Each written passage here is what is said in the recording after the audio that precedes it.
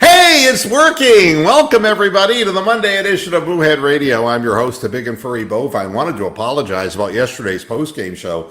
Here on StreamYard, they had an outage, and who knew that they were gay? No, not that kind of outage. It was not a Boy George outage, okay? No, not it at all. However, there was a problem, but now the problem has been corrected, and here we are. Joining me is Brian and Rick, and I wanted to start out the program in a certain way today. I believe that the Cleveland Browns have to take drastic, immediate action, we're going to get to the point where we want our team to lose so that Freddie Kitchens will lose his job. I leave nothing to chance. Hi, Cindy. How you doing? I leave nothing to chance for this reason, and I don't do this very often, folks. Going full screen, I am invoking him right now. Uh-oh. The Black Cow of Death. There he is. He's peering into your soul. Look at him. Don't look at him, for God's sakes. Look at those eyes. You're saying, are you so tribal that you're holding up a piece of bendable vinyl and thinking that that is somehow going to influence things? Let me tell you something about this piece of vinyl, folks. He has killed more celebrities than you can imagine. His appearance on the screen alone sets off a death chain letter that will not quit. Look at him. I am going to get like 6 emails from people saying, God, a close member of my family died in a car wreck. And I'm going to go, yeah. It's like the problem with the Black Cow of Death is that he's not really controllable. All right? That's the problem. He will kill, but his aim isn't always what I want it to be. Like, for example, I'll give you a for example. If I sicked him on Donald Trump, Bill Clinton might die, okay? He'd get the general arena correct, but not the specific person. So, I'm just showing him in hopes that he realizes, and he doesn't really have an utter either. He's evil. He's absolutely evil, and I want to point him at, I'll show you something else. He actually is branded too, and put out by the Tyson Chicken Company. Now, if that isn't the most bizarre thing in the world, it's like, this is the weight of the world that the Black Cow of Death carries with him. It's the notion that a chicken company is sponsoring him so that more people will eat him, and you wonder why he is the Black Cow of Death. Anthony Stone is asking the pivotal question for newbies. Who is the Black Cow of Death? He is exactly what you see. He is a cow who invokes death. If you don't believe me, Bronk will tell you. His appearance on the program consistently creates headlines of people who are famous dying, and in triplicate. Now, unfortunately, it might be another head coach. Dallas Cowboy fans are saying, please, Jason Garrett, please make it him. I can't control. Michael Jackson was an early victim, that's correct, of the Black Cow of Death. People always tell me, be careful what you do. Don't go around breaking young girls' hearts. Black Cow of Death killed Michael Jackson. People say, oh, it was the anesthesia and bullshit. It was the Black Cow of Death. I have no idea. No idea whatsoever what made him do it. I don't know what motivates him. All I know is when I want mayhem and death into the equation for the Cleveland Browns organization, I flash the Black Cow of Death. He has gotten every other coach fired, and relatively quickly at that. Upon showing him, head coaches' decisions become suddenly worse. Pat Shurmur went from being just not a very good head coach to having his play sheet blow off of a clipboard into the hands of Marvin Lewis, thanks to this guy. That happened the week after I flashed the black cow of death that we needed to get rid of Pat Shurmur.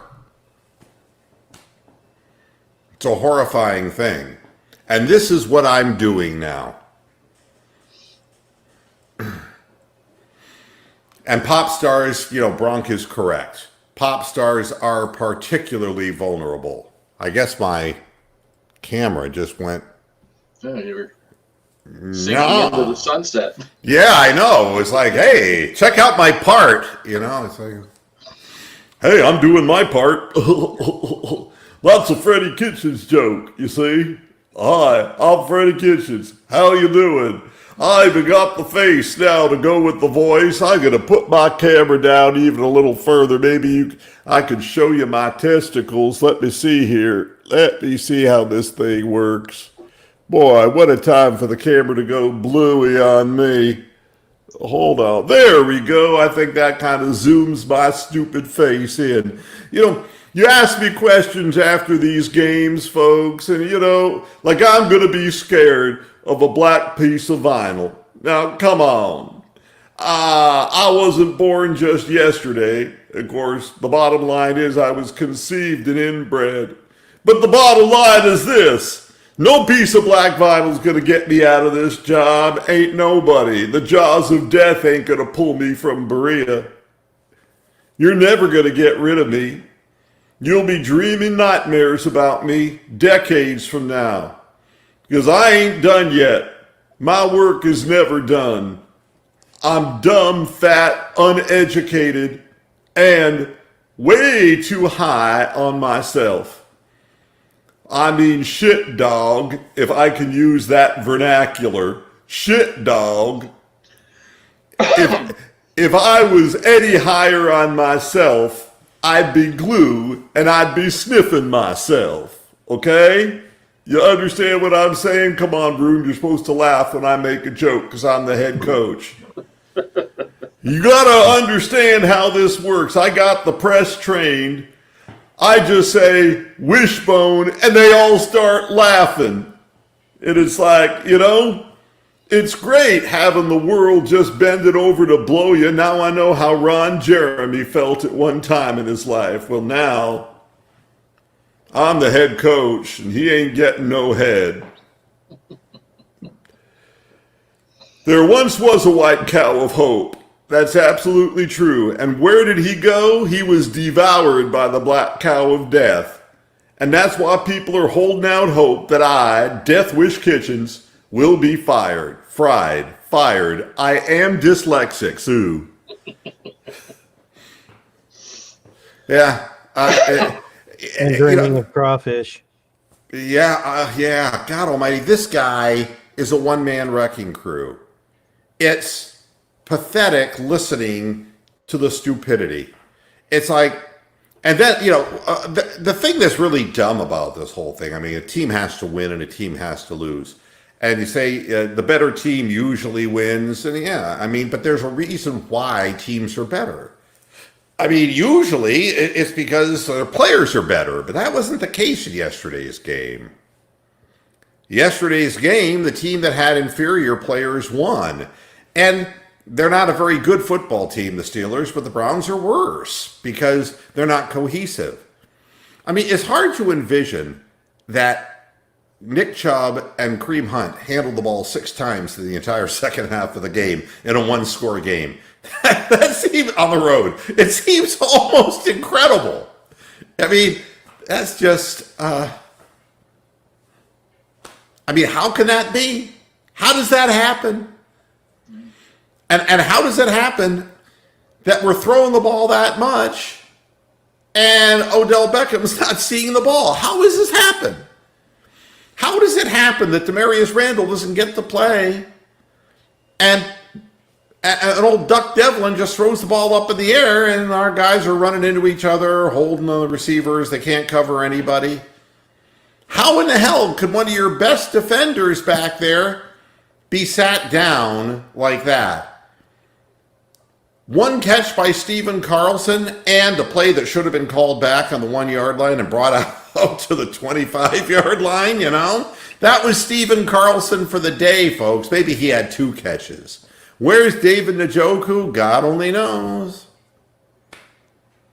You know, and you knew what was going to happen the second that, you know, the guy he decides to put out there, Olivier Vernon, you know, somebody looked at his knee and it went south on him. I mean, it was the first play of the game, the first series, and it's like, he gone.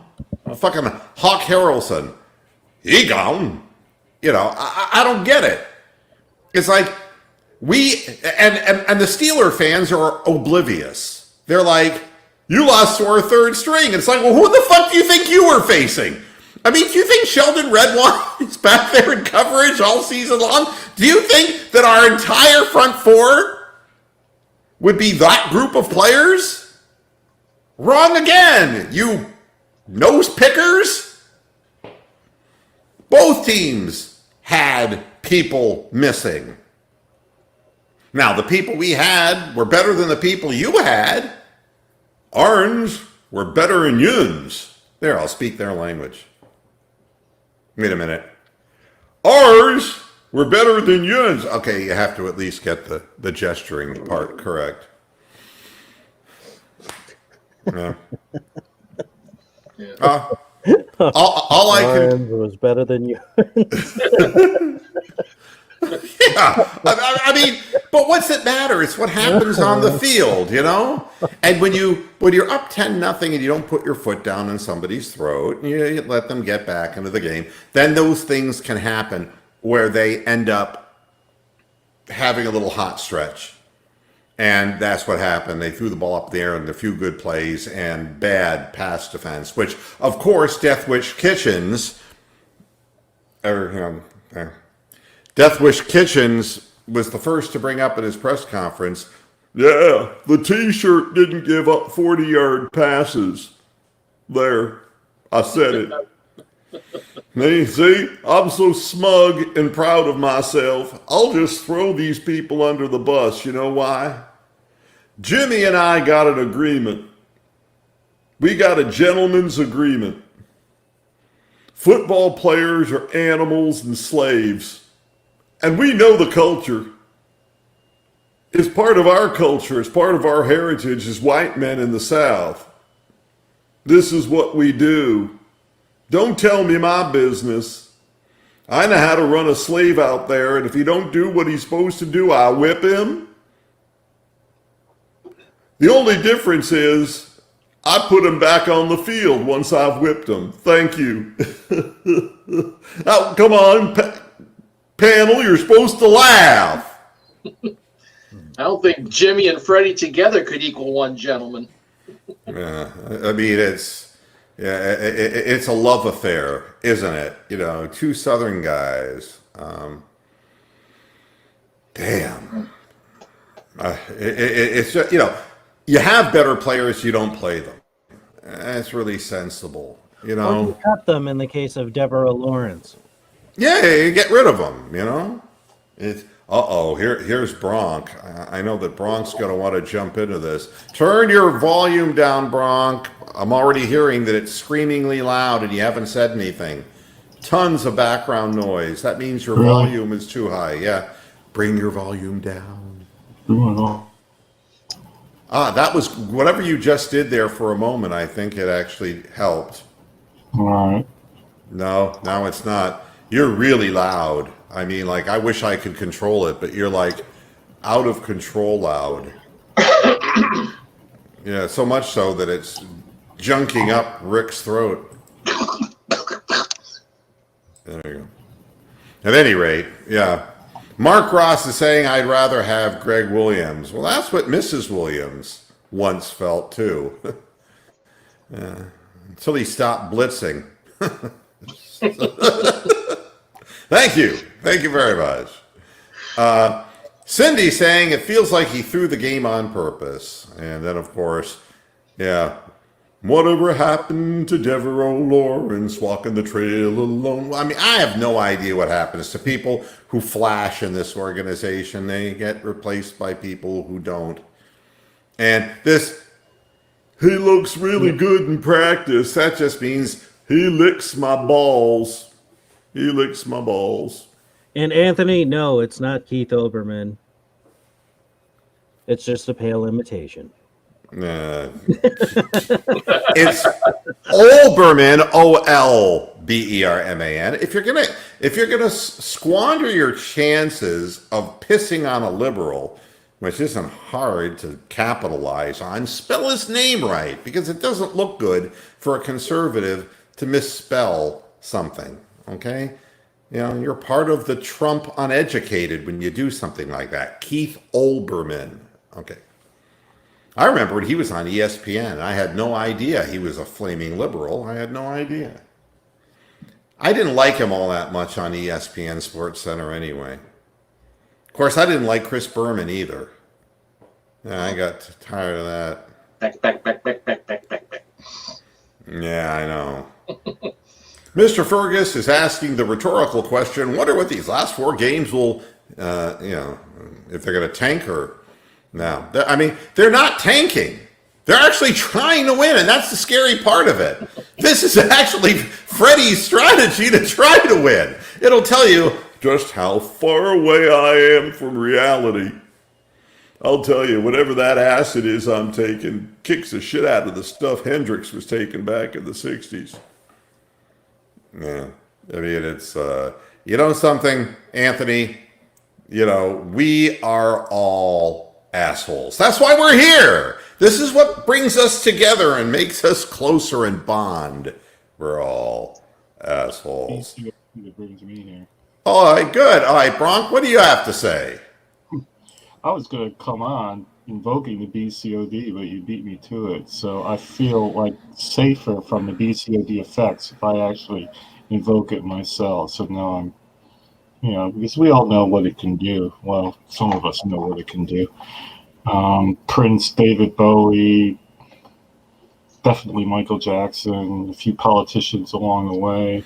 It's crazy how things happen when he is flashed on the There'll screen. be 3 celebrities going before your next show. David Bowie didn't even know he had cancer. That the Black Cow of Death showed up, and who knew? Yeah, it's usually December, January, around the time when the Browns get a new head coach, because the previous head coach gets the Black Cow of Death treatment.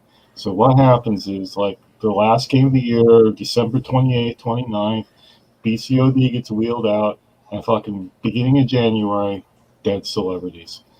And it happens all the time. So kids want that shiny bike under the Christmas tree or whatever the hell, or the shining video game console to move it up into the present day.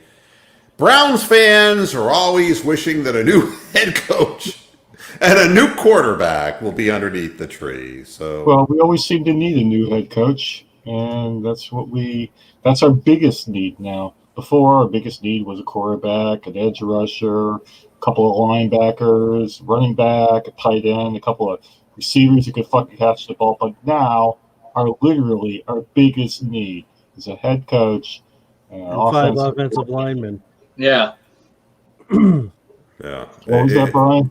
And 5 offensive linemen. Well, yeah. Let's talk about offensive linemen then, because nobody seems to be able to draft them properly for the Cleveland Browns. The last good draft we had an offensive lineman was Joe fucking Thomas, right? So we've had Austin Corbett, we've had Drew fucking Forbes, DFF, and we've had Mother Hubbard and a few other people. Alex Mack was a good draft pick of an offensive lineman. How many years ago was that now? 8, 9, 10 years ago? So don't draft offensive linemen. Get them on free agency, and you know that they're fucking halfway competent. Pay them $5 million, $10 million, whatever it is they go for now. So get like 2 guards and a tackle on free agency. And then on defense, where you have a better chance of getting guys that are halfway competent through the college draft, like we have been able to do, get a couple defensive linemen and linebackers and fucking safeties, which we have zero of. If Sheldrick Redwine, who we got from the draft, is our top safety, well, then maybe we need to draft some more. So I'm all in favor of not drafting O-linemen and drafting O-line defense, and then if we have a good coach, we'll actually have a reason to have optimism next year. At the moment, we fucking don't. So the BCOD can do what its will for the rest of the year, because the rest of this season. Now, Kawaki's asking how many of these guys are going to want out of Cleveland. Do you mean the players or the fans? Joe,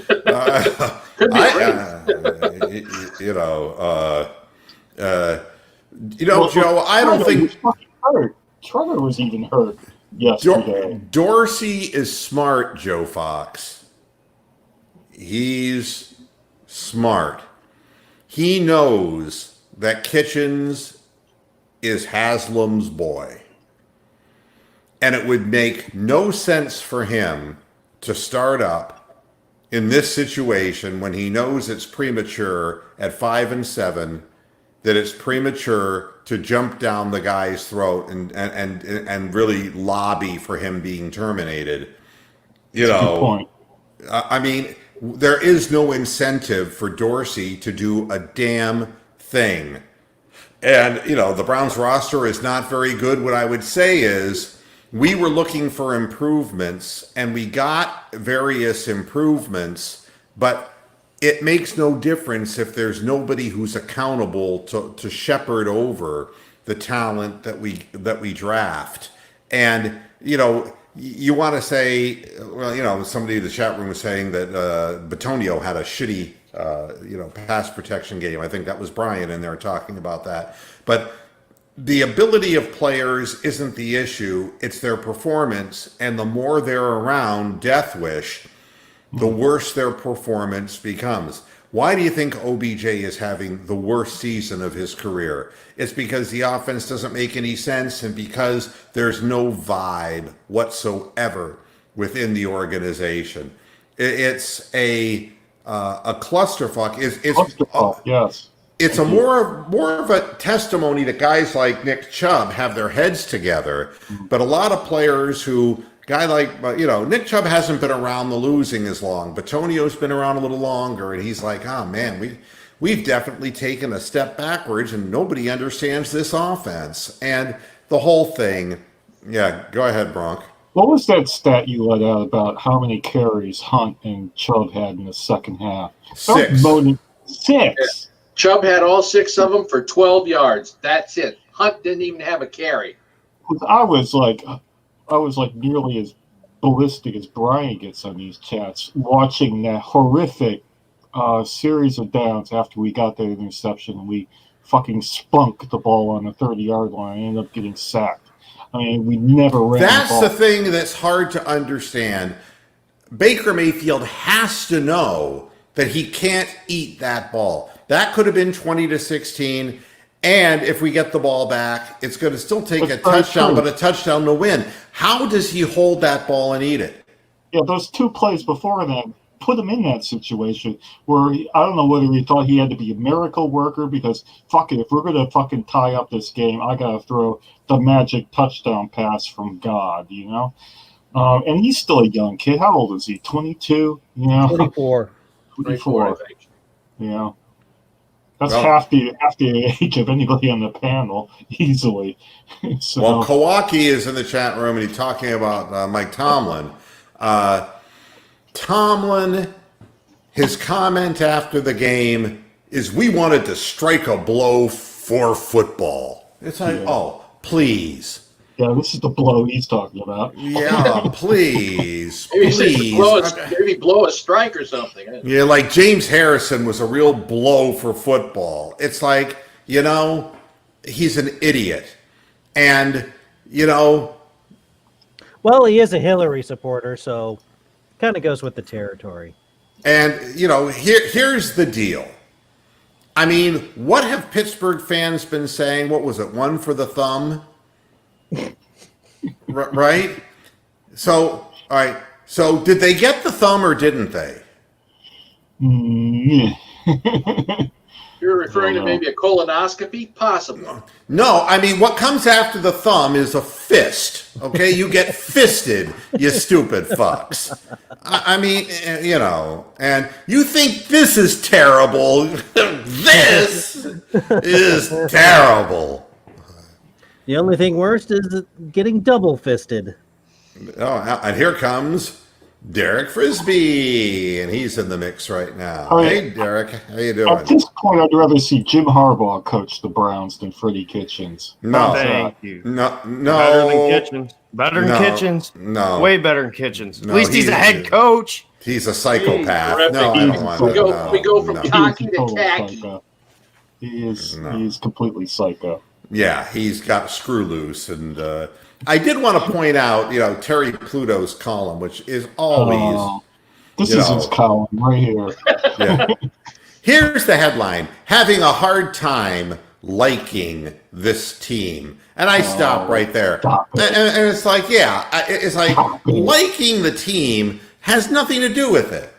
This is a matter of competence or incompetence. And, you know, he starts out the article basically by saying, you know, I said during the bye week that, you know, that Freddie Kitchens said the Browns weren't a team, they were a group. I mean, you're still on that? Wow, that's some expert analysis there, man. It says the Browns assemble talent, but some of the pieces don't seem to fit. Not all of the fault should be placed on Kitchens and his coaching staff. You know, what doesn't fit is who's playing, who's not playing.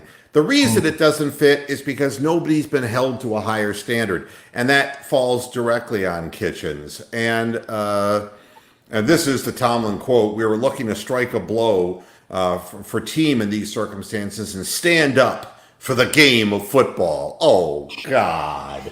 Self-sanctimonious shit. You know, you don't... Threw up in my mouth listening to that just now. If you're going to stand up for the game of football, let me explain something. Rosa Parks would kick you in the nutsack. You fucking loser. God almighty. But to sit there and say, oh, you know, I don't think I like this team. It isn't the assembled 46/53. It No, isn't Paul. that. Let their fucking fault. It's trying to find somebody, and you can't blame Dorsey. Dorsey assembled better pieces. He did. This idiot coach plays the wrong guys, gets in arguments with the players, and doesn't put together a cogent game plan. And that's not something a general manager does. That's something that a head coach does. I mean, you know. I don't know how people can defend him anymore. I was on Instagram on a Browns fan page.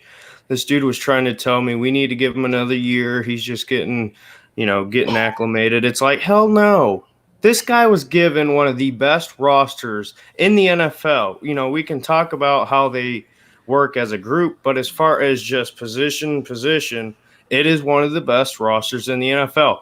There's not a single person who's an NFL coach that wouldn't say, yeah, I'd like the chance to work with that group of guys. He somehow has found a way to blow it worse than any of us could have expected. I mean, this is an absolute joke and an embarrassment how week after week you can have two of the best rushers in the NFL, some of the best receivers in the NFL, a good quarterback, your line sucks, but still, and you find a way to blow it week after week. It's a joke. And nothing's going to change until he's gone. Yeah, it's a classic example of underachieving, all right? And he knows all about underachieving because he's a good old boy from Alabama.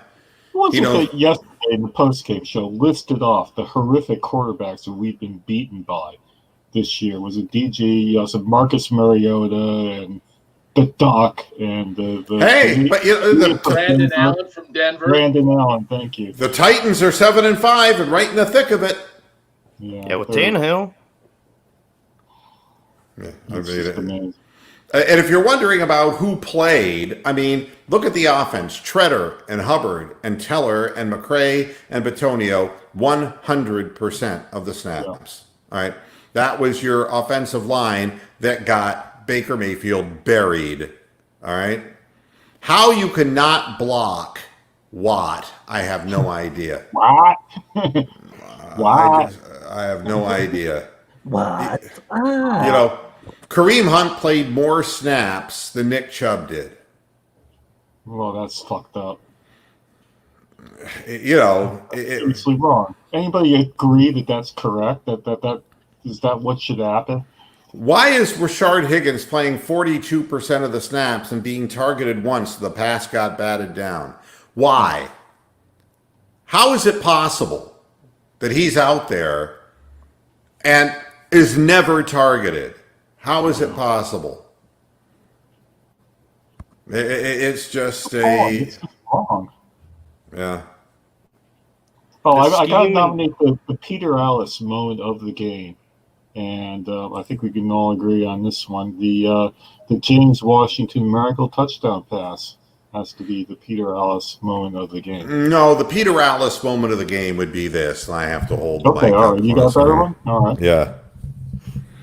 Oh, who would have thought it would have come to this, Joe Hayden? Oh. The man is calcified. How is it humanly possible that the man who is thoroughly calcified like the movie Encino Man would come up large in such a critical moment? Oh, it was almost as if the gods were striking bolts of lightning upon this organization, frightful as it may sound. Yeah, that's my Peter Alice Okay, moment of yeah, the all game. right. We'll go along with that.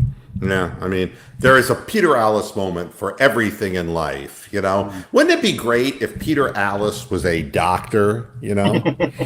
I have like- one to talk about. Oh, it was a miscarriage. Oh.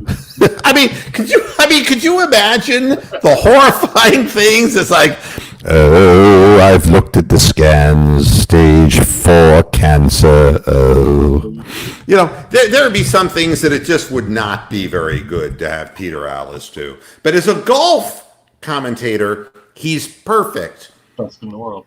He captures. You know, all you have to do Peter Alice. If you want to do Peter Alice at home, no, well, that's what Mrs. Alice did. But if you want to do your impersonation of Peter Alice, here's how. One name. Well, Oh, yep. Uh-oh. Muted. You muted yourself. See what happens when you screw around You with the muted microphone? yourself, you clown. It's the BCOD, man. It does have it. to be unmute. All right. Hey! Here we go. All right. Greg Norman. Oh, Greg Norman. I mean, that's all you have to do. That's all you have to do. I mean, Bernard Langer in the Ryder Cup was a great one. or there is one more. If I can pull the name out of my ass.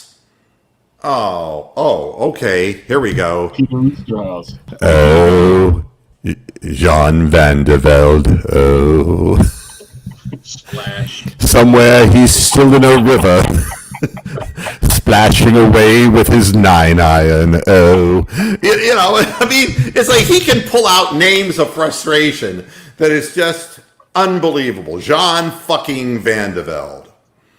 Oh my God, that's the Cleveland Browns organization.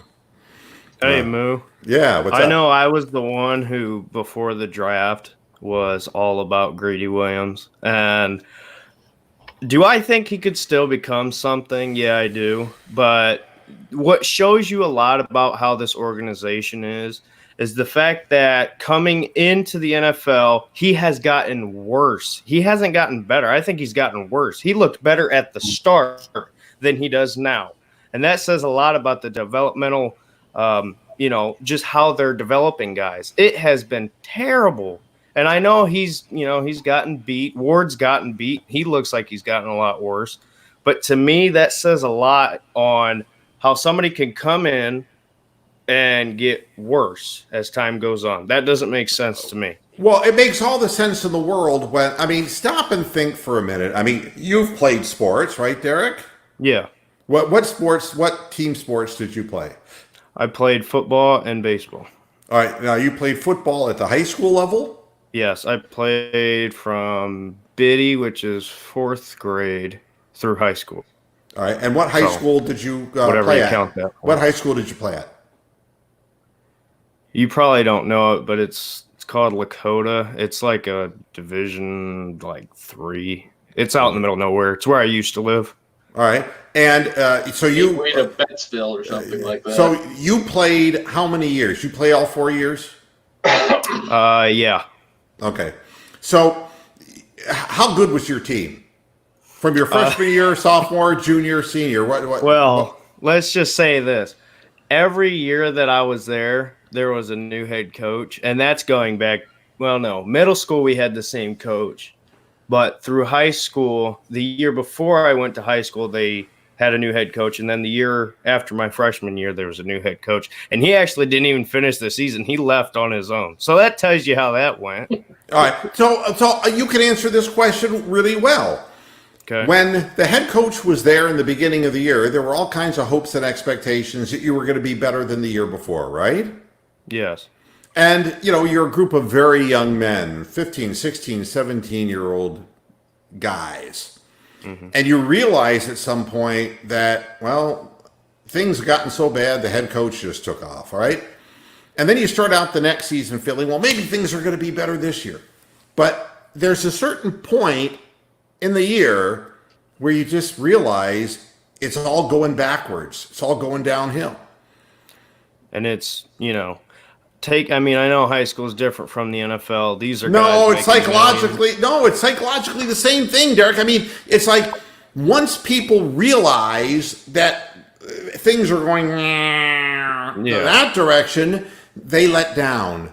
The enthusiasm's gone. A guy like Greedy Williams looks like he doesn't know how to play football. Guys like Odell Beckham suddenly aren't pressing as hard. Guys like Baker Mayfield are willing to accept sacks rather than keeping plays alive. The effort wanes. There's no leadership. And it's the same thing going back to, with the multiple coaches. If you can't have somebody, we're the youngest team in the NFL with a rookie head coach. If you don't have somebody that you can look at and put your trust in that guy, knowing, hey, he's got the best interest of the team. He knows where this is going. We got to trust him. We got to go along with the system here. If there's no trust there and there's no belief that that guy is going to get you to the next level, it's a train wreck. And that's what happened year after year there. When you have the same thing over and over and over as the Browns had, how many coaches have we gone through? About as many quarterbacks. There's no trust. There's no leadership. That's the thing with this team. Now we finally have a good team, but there's no leadership. So it's useless to have a good team when there's nobody up front. I mean, you look at situations where there's tenure, and I'm going to use obvious examples like Mike Krzyzewski, and you can name college coaches who lasted for a long, long time, and returning younger players and all, they know what to expect. There's continuity to this whole thing. But when you're constantly flip-flopping around and when you're hiring people who are unqualified for jobs, and look, Rob Chudzinski never had anything on his resume that would suggest that he could have become a head coach. Pat Shurmur has proven since Cleveland he's still not a head coach. I mean, we've had people out there, Chris Palmer, who had no, where are the people? I mean, I guess Butch Davis had some credentials technically. But, that was at a college level, not at a pro level. But that was also at the University of Miami, which at the time was like coaching Nick Saban at Alabama. Yeah, I mean, people always say, So well, how come basically Saban doesn't want to go into the borderline. pros? Well, Saban doesn't want to go to the pros because why? He would He have did no go to the pros. He failed in fucking Miami. That's how he got the Alabama job. But there's no. I mean, you want to talk about a great place to be, Yeah, you win in that part of the country in Alabama, and you're a god. And he can make more money and have more job security there than he can have anywhere in the NFL. Well, So- in Alabama, it's money. either NASCAR or football. So That's right. Right. So I guess what I'm saying is it's hard to judge individual players from Baker Mayfield on down when the attitude on the team, they look like a balloon with half of the air taken out of it. And each one of these losses that have inexplicable things like, Chubb and Hunt only touching the ball 6 times in the second half of a close game. All of these people feel like, even Nick Chubb is like, they're not even going to let me be a difference maker. They're not even going to give me an opportunity. So they let down. And I think that's more than anything what we're seeing. And I think we're seeing it from a lot that it infects players. And it's the reason why I believe that this is essential, that we just take Freddie out of there, because you can see that people are underachieving, and they can't all be just getting worse coincidentally. exactly. You can't say they're bad football players. It's like, and you can't say, oh, they drafted the wrong guys, because Exactly. Don't shit on Greedy Williams for the situation that the team is in right now. Not his problem. yeah, it's Well, and here again, I would say that it falls more on Kitchen's fault, because he picked the position player or the position coaches. The only holdovers, I think, are the wide receivers coach and there's somebody else. Everybody else is like brand fucking new. We got Tosh Lapoy. I don't even remember him as a fucking player. Seriously. sounds like a reggae musician. I got no idea who the fuck that is. Yeah, he's one of the Whalers with Bob Marley. Yeah. Rare Breed is saying we needed the loss because, and part of me felt the same way. It's like, oh, you're going to rack up wins, garbage time against lousy teams. And then Freddie is going to really be, expanding his chest. How many times have I said that? I'm not going to even repeat that again. But he can lose to anybody. He can he can fuck up a wet dream. Honest to God. Moo, That's I don't who know if Freddie you Kitchens is. Yeah. I don't know if you see this on the Browns YouTube page, but they sometimes will post the post game, the team speeches that you'll see on the Football Night in America before the SNF game. If you watch Freddie in the locker room, just how he talks to the guys, he has no clue what he's doing. Half the things that come out of his mouth are just what comes to his brain. He does not know what he's talking about. The one time he was talking about the offense, and I forget what game it was, but he was saying great job to the offense at the end there. The offense was terrible at the end. I don't know what, you can tell just based on how a coach acts and how the guys react. These guys have said we're buying in, we trust him. Actions speak louder than words. Look at the reactions to what he's saying. Look at the production on the field. They don't believe in this guy. Half of them don't even want to be there. Baker was the only player I seen yesterday who looked somewhat involved, and that's only because he's the starting quarterback. You can't coach a team as a quarterback. That's not his job. Yeah, it's it's unbelievable. I'm looking at the numbers, the PFF numbers. Wide receiver Landry at 68.5, Odell Beckham 57.5, Kaderil Hodge 53.7, Rashard Higgins 43.7. Higgins had a drop and no catches on 2 targets. That's it, targeted twice. It's unbelievable. At running back, Kareem Hunt 72.8, Nick Chubb 70.1. What's it matter? They don't touch the ball when it matters in the second half of the game. So what do these numbers really mean? The offensive line, the guy who graded out the best was Wyatt Teller. Shredder next, but Shredder is obviously playing on one leg. He's crippled. Dude is crippled. At this point, this has been his career since Green Bay. He's a tough guy, but I really worry about guys like this because what's going to happen is he's not going to be able to walk by the time he's 50. That's what that is. Batonio only graded out at a 54.1. And of He's course, been overrated. And Chris Hubbard, God only knows, always last at 47.2. You know, Hubbard had the lowest run blocking grade. And you know what he's like in pass protection, so what in the fuck is he doing out there? You know, the organization is weak in vital positions. You know, the tight end position, Stephen Carlson had an 86.5. He had the highest offensive grade on the team. He was 2 of 2 on targets while avoiding 2 tackles. Meanwhile, he didn't play as many snaps because he did better. You know how that goes. Anybody who flashes, forget it. You're not playing. And that's the thing. We wouldn't be talking about Hunt and Chubb only getting, you know, a few amount of carries if the ball was getting passed around and Beckham had a touchdown. Jarvis might have a touchdown. You know, Higgins has, 5 receptions. We wouldn't be talking about these issues with getting carries if there was production. Your guys who have done great, you know, at least in that game, or at least, you know, we're putting up the numbers, the production, were your running backs. You take it, like you said, you take it out of their hands, they got no chance of even remotely putting anything together. You get an interception, you get the ball back, what you needed to happen, and you pass every down. What are you doing?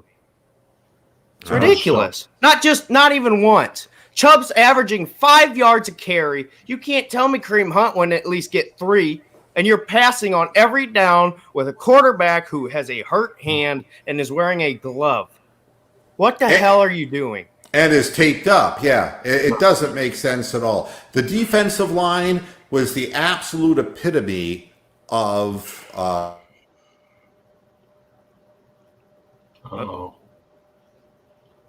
BCOD we just blanked out for a minute. All right. Yeah. We are We had a back. Freddie Kitchens moment. Yeah. Olivier Vernon with a 60.1 and Brian Cox Jr. a 58.2, Chad Thomas a 57, Brandon Bryant a 57, Larry Ogunjobi a 55.8, and the leader of the gang, Sheldon Richardson, a 47.7, bringing up the rear. And, you know, you can't tell me that a wily veteran like Sheldon Richardson in a big game would have this kind of a game unless he's demoralized. The closer you are to the end of your career playing in a clusterfuck environment, the more you give up and the more you just don't give a shit because you've seen it all in your time. I think that has a lot to do with this. Richardson had 2 pressures, but his second lowest run defense grade of the season at 25.5. Vernon only played 10 snaps. I mean, you know. He was on one leg too for the whole first quarter. And Ogunjobi had no pressure and 1 tackle in 50 snaps. That's just not acceptable. And the one guy who you would think would have a game after after getting suspended because of, you know, what happened with the Steelers, you would think he would at least have something. Nope. Yeah, well, Takataki was the leading linebacker with 19 snaps, but a 75.7 PFF. He had 3 tackles in 19 snaps. Yeah, compare that to Ogunjobi, who had 1 tackle in 50 snaps. Darius Taylor at a 61.5. Schobert, pretty much a no-show, 59.7, as was Mac Wilson at 55.4. You know, Schobert had 8 tackles, 1 miss. Darius Taylor only played 1 snap in the entire game. Do we know about Mac's injury yet? No. I haven't heard anything. You know, but the thing is that Wilson, what's happening here, 8 tackles, but gave up 5 catches on 5 targets. Yeah. Teams are they're working on certain guys. They went after Greedy. They're going after Mac Wilson with the players out of the backfield, you know. The cornerback position, Terrence Mitchell, well, you know, just 6 snaps, nothing. But it's everyone else. It's incredible. TJ Carey at 52.5 couldn't carry my jockstrap. Greedy Williams, a 37.1. Denzel Ward, 31.5. Unbelievable. Just when you're facing a lousy quarterback and that's what you deliver, it's unacceptable. At the safety position, you know, Redwine had 1 pass breakup. He had 6 tackles and 1 miss. He had the highest PFF number. JT Hassel played 14 snaps, and Justin Burris was down at a 54.2. So just overall, really serious mediocrity here. That's the way I would describe it. Yeah, and Hassel was one of these taxi squad guys. He'd play in the fourth quarter of a couple preseason games, and he was that idiot. Remember that did the horrific personal foul on the sideline in one of the games. Like completely dirty hit somebody during a preseason game, and we were saying he should be kicked off the team. But yeah, now he's one of our safeties. Yeah, it's really That was pathetic. in the Lions game. Yeah, exactly. You remember, bro.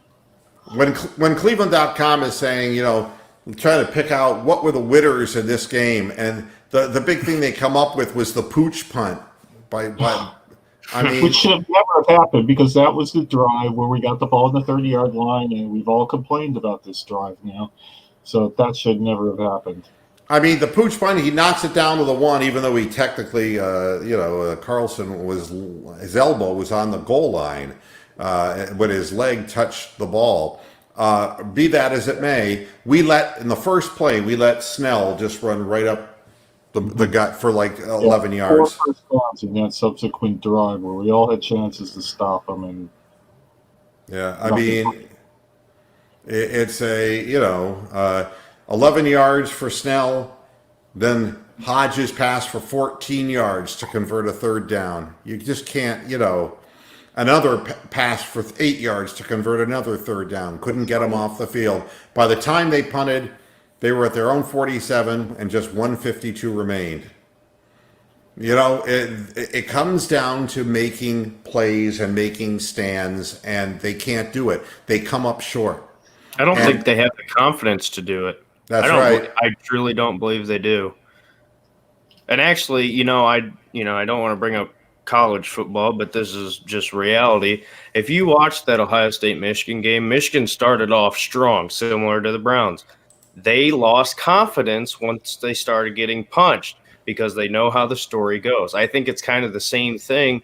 Once you lose belief in your ability to do it, there's just no hope, because you're going to give up on yourself, and you don't trust in your other teammates either. Well, I mean, the Michigan-Ohio State game is a classic example. If Michigan was going to have a chance in that game, they were not going to outscore the Buckeyes in a shootout, okay? Cool. I mean, the defense had to show up, and the defense did not show up. There was an incredible article on ESPN, the headline, Why Michigan Cannot Beat Ohio State and How Alabama Missed the College Football Playoffs. It's real simple, folks. It's real simple. You can look at Harbaugh and say he's 47-17 compared to the years before him, 45-42, and he's really picked up, the overall national rating of the team. The team is better than it had been. It is. But you see, the bottom line is when you go 45-42 over a long period of time in the Big Ten, and your head coach is a guy with a screw loose, what recruits are you going to get? And you see that the Ohio State athletes are just better athletes. Yeah, 100%. I mean, you see the receivers just running past the secondary time and time again. Michigan literally getting blown away at the line of scrimmage by the offensive line of Ohio State. And, literally token resistance. The reason that Michigan cannot beat Ohio State is the same reason that Notre Dame couldn't beat Ohio State. Notre Dame, they can pretend that Notre Dame has a national ranking. Fuck Notre Dame. The bottom line is it's a network-owned college, and Michigan blew them out. Look at that. That's right. The rain. At some point in time, they were a really great football team, but it hasn't been for a long damn time. And they've gone through periods where embarrassment with guys like George O'Leary and you've had guys who were literally, Bob Davey, and you had a series of coaches that were just mediocre. Since you have a Moeller guy whose name I can't remember. Jerry Faust. Jerry Faust. There's another one that's horrific too. So, you can say all the things that you want to say. I look at a guy like Cooper when he was the Ohio State coach, and it was the same thing as Harbaugh now, wasn't it? Yeah. He got to the Michigan game, and he could not win. 5-1, and he wasn't for long. All right? The And only time that's- he beat Michigan was as the head coach of the fucking Arizona Scum Devils. That cost Right. me fucking $10 when I was in 7th grade. Yeah. Miserable Hey, and- fucking son of a bitch. I Hey, mean, and Moo, by the way, yeah. before we get over it, I just want to say, I don't know if he's watching. Sorry, Tony. I was looking forward to that Minnesota with Ohio State Big Ten title game, but It doesn't happen. PJ Fleck, maybe. Who knows? Maybe with how recruiting goes, maybe guys will believe in what he's done, and But as far as this year, sorry, I was rooting for you too. Sorry, but- Minnesota's a second-tier Big Ten team. They got a very easy schedule. They nearly got beaten every one of their non-conference games to fucking cupcakes. So they were not a good team. The sad part when they're talking about Alabama is that Alabama, you can say that you lost your quarterback, and so you're playing Mac Jones, the backup, and you can come up with all the excuses that those idiots in Alabama might want to come up with. But you know what the bottom line is? You can't give up that many points to Auburn and win. I mean, if you're complaining about the fact that you've lost your star quarterback, and your defense is giving up that many points, and to make matters worse, you fuck up, and it's your defense that fucks up on a play. Saban did. Yeah. Saban got fucked up. Saban got out-coached. This is what we talked about with Belichick. You can't out-Belichick. Saban got out-Sabaned, and he blames the refs and his post-game press conference. Amazing. Fucking high school caliber strategy, and he fell for it. Gee. Alabama did plenty enough offensively to win that football game, and it came down to a blown field goal that should never have been missed, and defense that repeatedly fucked up. Mm-hmm. So, I mean, that's the reason they're not going anywhere. Thank God. First year since the playoffs have started that Alabama's not going to be in. Yeah. Finally. And I'll say one more thing before I get out of here. Everybody talks about the Cleveland Browns as being, a team born of frustration and a franchise that was born to lose. But there's more to it than just that. Headline, and I'll just end with this. Jaguars will start Gardner Minshew at quarterback for the rest of the season, sending Nick Foles to the bench. Wasn't Foles supposed to be their free agent guy? There were people picking. Yeah, there were people picking the Jaguars to be, postseason team. And and what about Fournette? Fournette's not even in the picture as far as being a top of the line running back now in the NFL for all He the did give talk. me 30-something points the other week, though. Yeah, but did I'm have a He saying, have a good week for you, didn't he? Yeah. but the fact of the matter is, the Jaguars organization keeps fucking up. And they can't find a quarterback to play that position. And the fans have been just bortled to death.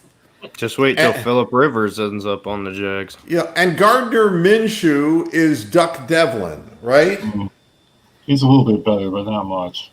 And they're both Dirk Diggler, as far as I'm concerned. Points, it's a whole lot of them. What difference does it make, honest to God? What I can tell you is this. Some teams, what Bruce Springsteen said, some were born to run, some were born to lose. Some franchises make the wrong decision consistently and fuck up. And Stay it tuned for isn't. Friday's show when we get a Magic Mike reference from Moohead. So So everybody, thanks for joining me on the program today. You know what we got to do. I want all the positive vibes for the Black Cow of Death. I'll put them up full screen before I get out of here so that you can peer into his soul and he can peer into yours. Look, he wants your permission to go after Freddie Kitchens. Comment on the show. Please and why do. don't you describe and explain to me what you want the Black Cow of Death to do to Freddie Kitchens? And if it includes disemboweling, I'm all for it because, fat fuck, you're not going to find any brains in him. You'll probably find a bunch of fucking beer cans. Thanks, Send them everybody. back to Saban. Yeah, thanks everybody for tuning in. We'll be back again on Friday, I believe. I found out today that I'm having, another tooth implant. So at some point, I'm going to be silenced from doing the program for a little period of time. I got to go through the tooth extraction thing. So not a very pleasant thing. So whenever it happens, I'll let everybody know. But right now, I'm planning on doing a show on Friday. Thanks, everybody, for taking the time to stop in and check out the show. And I'll see you again real soon. Until then, hasta la vista, Pastureheads. Good night. Boo. Boo. Ew. Boo.